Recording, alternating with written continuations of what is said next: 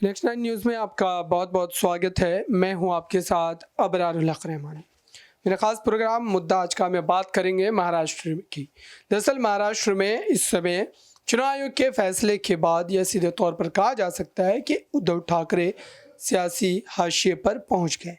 लेकिन उसके बावजूद भी एक जो बड़ी कड़ी इस पूरे मामले में बन रही है वो ये है कि सुप्रीम कोर्ट का रुख क्या होगा। क्या सुप्रीम कोर्ट ने जो शुरुआती दौर की सुनवाई में तमाम बातें कही थी और ऐसा लग रहा था कि पूरी तरीके से उद्धव ठाकरे की जीत जो है इस पूरे मामले में होती हुई नजर आएगी।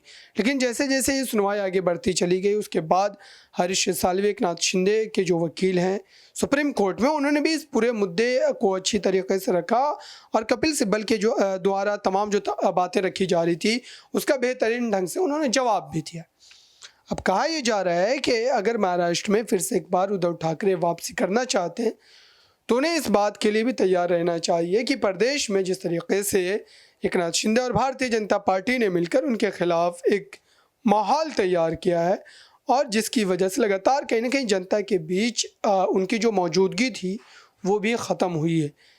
लेकिन अभी भी उद्धव ठाकरे उस पूरे खेमे की बात करें तो लगातार यही दावे किए जा रहे हैं कि सुप्रीम कोर्ट का जब फैसला आएगा तो पूरी तरीके से एकनाथ शिंदे के जो तमाम सियासी दावे हैं वो ख़त्म हो जाएंगे, यानी कि उस पर अंकुश लग जाएगा और सुप्रीम कोर्ट को उद्धव ठाकरे कहीं ना कहीं बड़ी राहत देगी। यही उम्मीद लगातार जताई जा रही है और इसी तरीके के तमाम सियासी दावे जो हैं वो किए जा रहे हैं। इन्हीं तमाम मुद्दों को समझने की कोशिश करेंगे। मेरे साथ कपिल मौजूद है। अगर महाराष्ट्र की सियासत को समझें तो ये सीधे तौर पर माना जा रहा है कि शिवसेना पार्टी की साख और बिसात इसलिए भी है क्योंकि क्षेत्र की राजनीति और अगर वहाँ के स्थानीय लोगों को लेकर के जो राजनीति लगातार शिवसेना पार्टी की है उस वजह से उद्धव ठाकरे को ये उम्मीद बनी हुई है कि जनता उनके साथ है, भले ही चुनाव का फैसला उनके खिलाफ गया हो।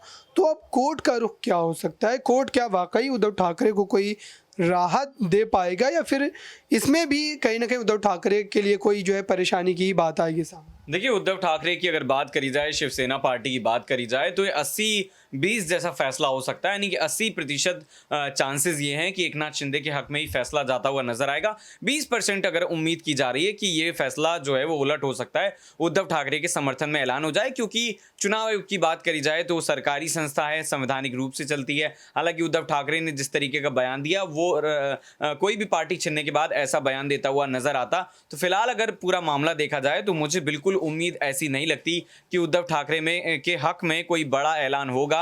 रीजन ये है कि अगर राजनीतिक रूप से बहुमत की बात करी जाए तो वो एकनाथ शिंदे के पास है और यही एक बड़ी वजह है। ये कहा जा रहा था कि अगर उद्धव ठाकरे इस्तीफा नहीं देते उस वक्त तो शायद ये पूरा गेम पलट सकता था। लेकिन अब जिस तरीके से चीजें लगातार नजर आ रही हैं, विधायकों की अगर बात करी जाए तो ये बड़ा जो समर्थन है वो शिंदे के पास है। तो सुप्रीम कोर्ट अपना फैसला वही रखने वाला है, ऐसी उम्मीद मेरी है जो चुनाव आयोग का था। बिल्कुल, लगातार इस मामले को लेकर के हम खबरें भी आप तक पहुंचा रहे हैं। लेकिन अभी भी देखा जाए तो महाराष्ट्र में जो बीएमसी चुनाव को लेकर के कहा जा रहा है कि उद्धव ठाकरे का पलड़ा भारी नजर आता है। उसकी एक बड़ी वजह ये मानी जाती है कि जो तमाम विधायक उनके साथ बने हुए 15 वो तमाम विधायक जो हैं वो मुंबई क्षेत्र से आते हैं जहां पर लोग जो है बीएमसी चुनाव के लिए वोट करते हैं और इस वजह से उद्धव ठाकरे को इस बात से काफ़ी ज़्यादा राहत मिलती है। लेकिन क्या बीजेपी और एकनाथ शिंदे एक बार फिर से बीएमसी में शिवसेना की उद्धव गुट की वापसी जो होने दे पाएंगे? क्योंकि अभी भी कहा जा रहा है कि भले ही यहाँ पर एकनाथ शिंदे को कहीं ना कहीं कम आंकने की कोशिश ज़रूर की जा रही है, लेकिन ये बात नहीं भूलनी चाहिए कि बीजेपी उनके साथ है और बीजेपी लगातार इस तरीके की तमाम रणनीतियाँ जो है वो महाराष्ट्र में बना रही है। सीटों के लिहाज से मात्र 2 सीटों का अंतर दोनों पार्टियों के दरमियान है। 82 जो है बीजेपी के पास है, 84 शिवसेना पार्टी के पास है। तो इसको कैसे देख रहे हैं? क्या बीजेपी एकनाथ शिंदे मिलकर जो है बीएमसी से भी शिवसेना जो उद्धव गुट का सफाया कर देंगे? देखिए, मुझे नहीं लगता। अगर उद्धव ठाकरे की बात करी जाए तो आप देखिए कि विधानसभा के सीटों पर जो उपचुनाव है उसका फैसला किस तरीके से आया। जो 28 साल से बताया जा रहा है कि बीजेपी के पास सीट रहा करती थी वो कांग्रेस के पास चली गई है। शरद पवार की अगर बात करी जाए तो वो कह रहे हैं कि अब राजनीतिक रूप से बदलाव का समय आ गया है और जनता जो है वो न सिर्फ राज्य में बल्कि केंद्र में भी बड़ा बदलाव जल्दी करने वाली है। तो इन तमाम चीज़ों को देखें और खासतौर पर उपचुनाव को देखें तो उससे कहीं ना कहीं यही ट्रेंड सामने आता है कि भले ही फिलहाल छल से या फिर किसी और तरीके से एकनाथ शिंदे ने शिवसेना छीन ली हो, उनके पास विधायक हो, लेकिन जो जनता का समर्थन है वो भी हमने देखा कि उन्हें नहीं मिला था। और अब भी अगर हम पूरे मामले को देखें तो ऐसा ही कुछ होता हुआ नजर आएगा, जिसमें कहीं ना कहीं जो बहुमत है वो बीएमसी चुनाव का सीधे तौर पर उद्धव ठाकरे को मिलेगा, महाविकास आघाड़ी को मिलेगा। सर्वे भी आप देखिए कि जो भी नया सर्वे आता है वो यही बताता है, बार बार यही बताता है कि जो महाराष्ट्र में जब भी अब चुनाव होंगे, चाहे वो बीएमसी का चुनाव हो, चाहे वो लोकसभा का चुनाव हो, ऐसे चुनाव में कहीं ना कहीं बहुमत जो है वो उद्धव ठाकरे को मिलेगा या फिर महाविकास आघाड़ी को मिलेगा। शिंदे की जीत होती हुई नजर आ रही हो, ऐसा मैंने अभी तक तो कोई सर्वे देखा नहीं है। तो मुझे लगता है कि उद्धव ठाकरे की यहां पर बड़ी जीत होगी। लेकिन ये एक बात तो तय है कि जिस तरीके से एकनाथ शिंदे ने इस पूरे मुद्दे को लेकर के तमाम बातें कही और चुनाव के फैसले के बाद जो एक बड़ी बैठक हुई थी मुंबई के होटल ताज में, उसमें जो तमाम प्रस्ताव पास किए गए थे, उस प्रस्ताव में ये भी तमाम बातें शामिल थी कि जो है मराठी लोगों को जो ऐसी जो है प्रतिशत जो है नौकरियों में जो है आरक्षण दिया जाएगा और सावरकर को लेकर के भारत रत्न की बात की गई थी। तो ये तमाम मुद्दे जो है वो उद्धव गुट के थे, यानी कि उद्धव ठाकरे की तरफ से उठाए जाते थे।